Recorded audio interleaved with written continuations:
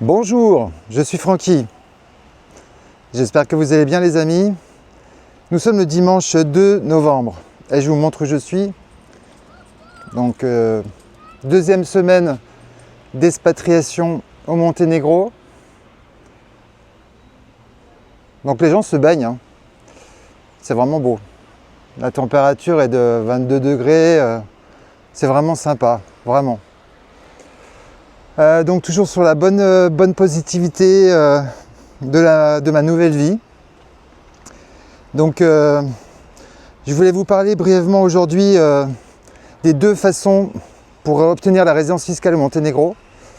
Donc ça sera dans un deuxième temps, et la première chose, c'est les deux solutions, la solution A et la solution B.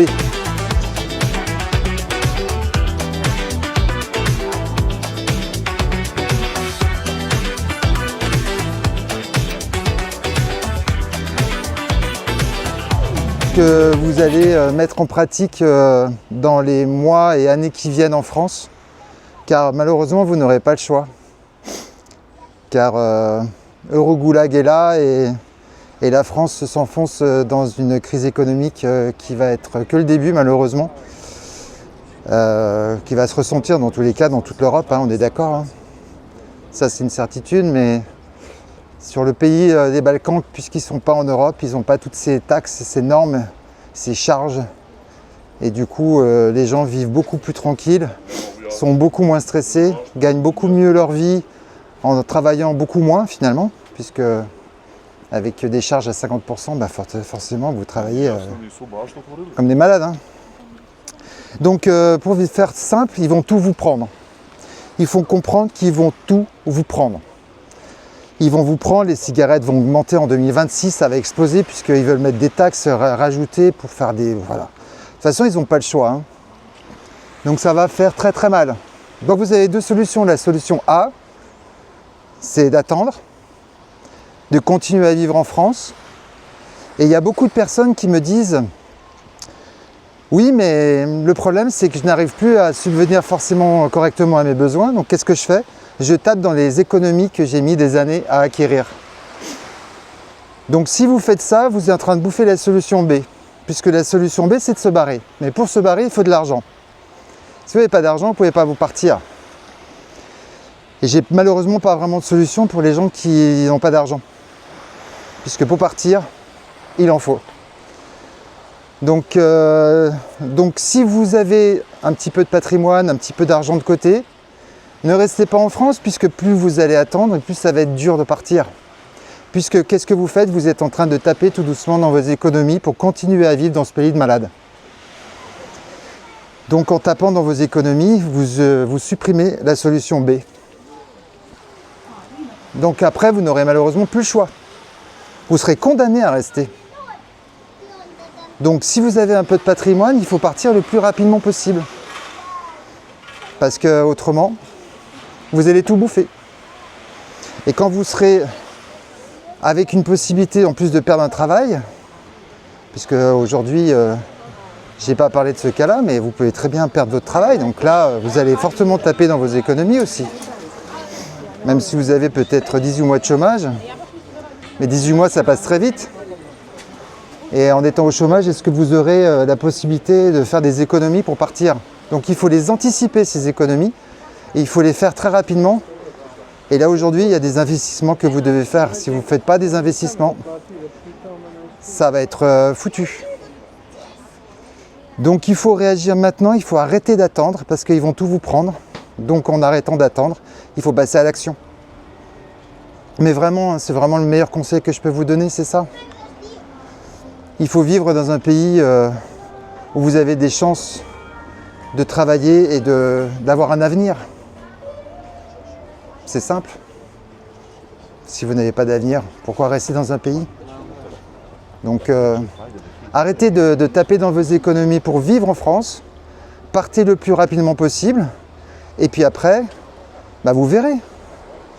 Si vous avez du chômage, pourquoi pas, si vous arrêtez votre travail, essayez de vous arranger pour avoir le chômage et puis partir tout de suite. N'attendez surtout pas de continuer à payer des taxes. Quand je vois le prix des loyers ici, à peu près, en moyenne, c'est 20 € par jour. À peu près. faites le calcul sur 30 jours, on a des loyers à 600, 800 euros et on a des petites maisons et des appartements qui sont vraiment très sympas pour 800 euros. Tout compris, hein, je parle. Il n'y a pas de rajout, il n'y a pas d'électricité en plus, il n'y a pas de taxes, il n'y a pas d'impôts, je ne sais pas quoi, sur foncier ou même pas si vous êtes locataire ou d'impôts. Non, il y a le wifi qui est compris, il y a tout qui est compris dedans. L'électricité, l'eau, tout est compris.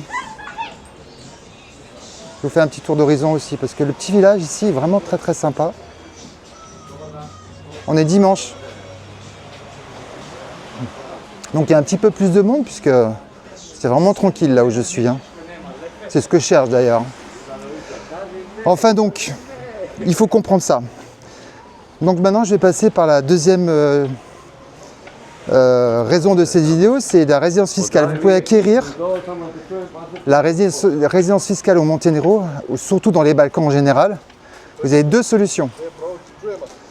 Alors en sachant que pour les retraités, vous n'avez pas besoin forcément de résidence fiscale. Vous venez vivre ici, vous avez votre retraite en France. Tant que vous l'avez, profitez-en. Mais pour ceux qui veulent la résidence fiscale, vous avez deux solutions. La première, il faut acheter un bien. Vous n'avez pas de quantité minimum, vous achetez un studio, vous achetez un bien et vous avez la résidence fiscale. C'est quand même relativement simple. Il faut juste faire une démarche pour avoir la résidence fiscale, mais si vous achetez un bien, passez devant un notaire et vous dites que vous voulez la carte de résident. Et puis vous l'avez. Voilà, ça c'est la première solution. Deuxième solution, c'est celle que je suis en train de faire et c'est ce que je vais faire la semaine prochaine, puisque la semaine prochaine, je vais ouvrir la société qui va me donner la résidence fiscale. C'est donc de créer une entreprise. Il faut compter à peu près 2000 € pour passer devant un notaire, parce que il faut faire les choses vraiment correctement, pour être tranquille. Vous avez un traducteur, vous avez après la carte, vous avez un accompagnement en banque pour ouvrir les comptes en banque. Vous êtes vraiment pris par la main avec cette solution-là. Vous pouvez vous débrouiller tout seul, mais moi, je préfère investir un peu pour être tranquille. Et donc voilà. Moi, j'ai appelé le chien, Ramstounet. Donc voilà, ça c'est les deux choses pour lesquelles vous pouvez avoir la résidence fiscale. Donc voilà, bon, je vais faire demi-tour puisque là après on arrive du côté montagne. Et je vais repartir par là, c'est plus sympa. Voilà, donc ça c'est les deux raisons pour avoir la résidence fiscale au Monténégro. Dans tous les cas, si vous voulez avoir plus d'informations, moi après je connais quelqu'un qui fait les documents, donc si un jour vous voulez faire ne serait-ce qu'une visio ensemble, vous voulez me poser des questions en direct pour éventuellement éplucher un petit peu, je peux me donner un peu de temps pour vous. Je le fais gratuitement, il n'y a pas de souci. C'est pour ceux qui le souhaitent et qui sont prêts à vraiment quitter ce Eurogoulag. Écoutez, je vous fais écouter la musique parce que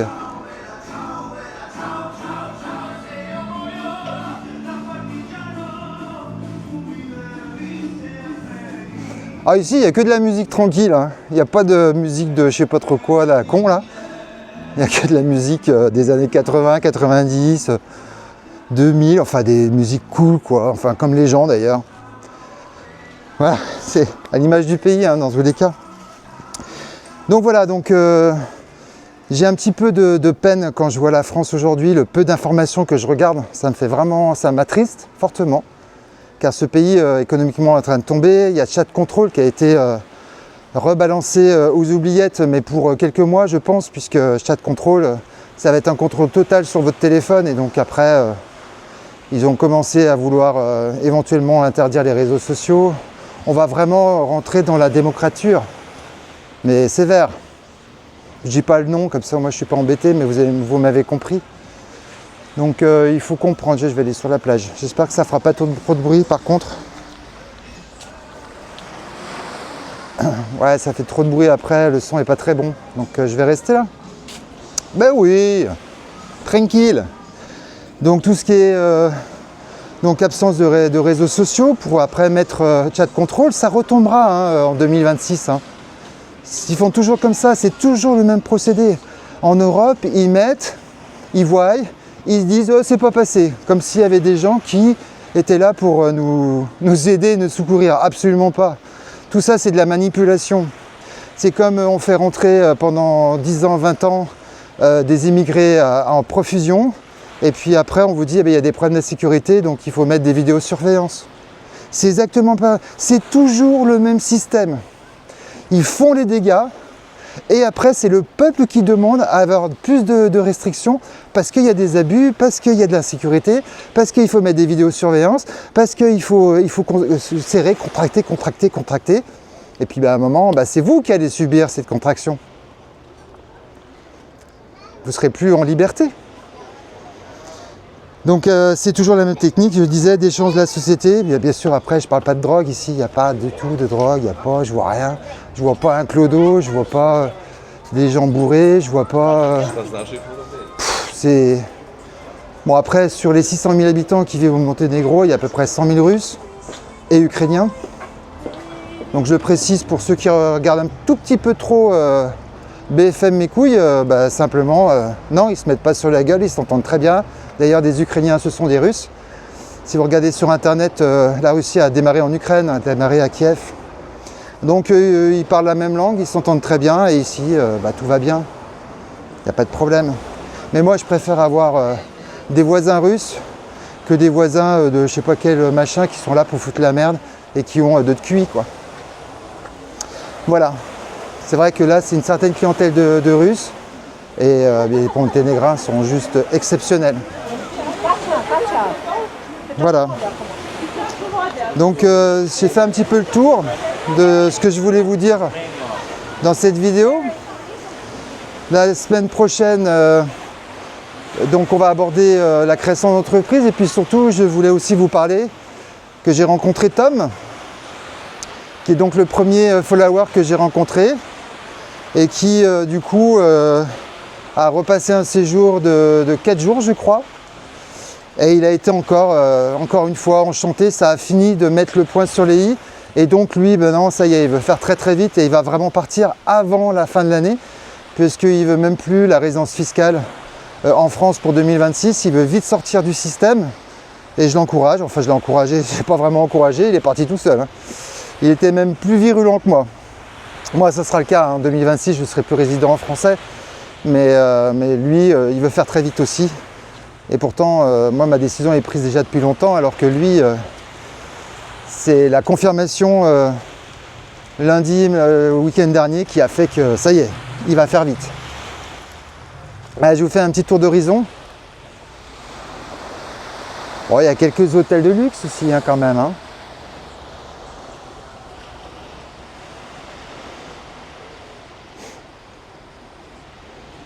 Voilà, donc pour vous dire que je rencontre les gens et que je suis ouvert vraiment à vous aider. Sincèrement, c'est ce que je vous souhaite. C'est d'arrêter d'attendre. On va dire que là, il y a le feu au lac. Et puis, pour ceux qui ont... parce que c'est bizarre, parce que, a priori, les gens qui suivent ma chaîne sont assez crypto-friendly. Beaucoup de gens me parlent de la crypto. Donc sachez qu'en France la flat tax est à 30%, elle va passer à 33%, peut-être même 36%. Donc après ça vaut même plus le coup de prendre des risques, hein, parce que si pour leur donner 36% du peu que vous pouvez gagner, faut arrêter de déconner quoi. On est complètement, ici c'est 9%.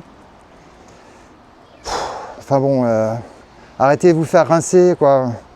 Là et maintenant ça suffit, vous n'allez pas sauver la France, encore une fois je le redis. Vous ne la sauverez pas tout seul, vous, non.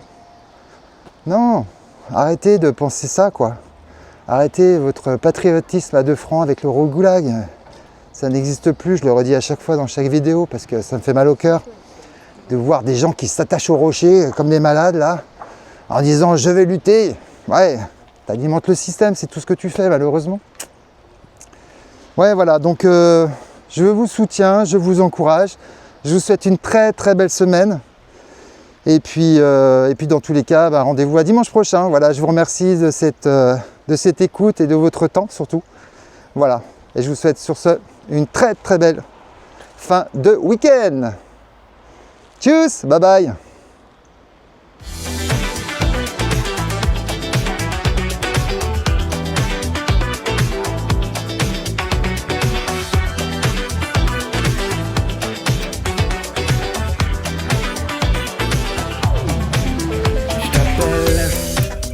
J'attends que tu décroches, je sens